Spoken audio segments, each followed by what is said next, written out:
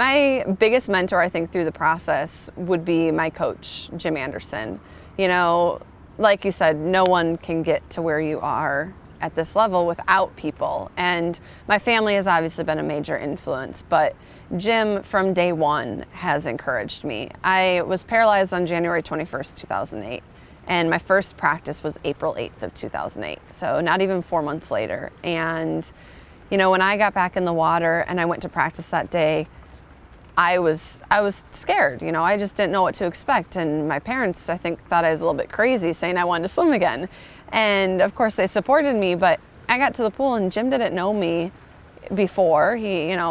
I was new to him and he was new to me. We had just met, and I was one of the only disabled swimmers on the pool deck, and we were talking, and you know, ever since that day, even from there forward, he's never doubted me. You know, he's never told me I can't do something, and I've had a lot of crazy goals and dreams, and every time I have one, he's right there behind me with an even crazier goal or dream for me. You know, he never looks at me and says, you know, Mal, I think, you know, maybe we should take it back a notch. I just don't know if you can do that. And he's always pushed me. And when it very first started, it was a breath of fresh air, because everyone in my life, including my family and friends, was grieving the fact that I had just been paralyzed, since it had only been a little over 3 months.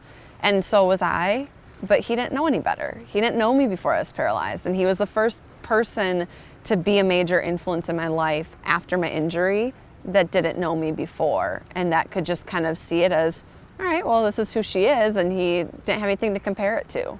And we had a lot of fun with that, and I think that was a big part of my healing process too, because he just allowed me to move forward with life. And when I was with him and when I was at the pool and swimming with him and the teammates, and no one knew any different, you know, versus when I was at home, I could see it in my family's eyes, and I could see, you know, the pain and the fact that they were still, you know, dealing with it just as I was.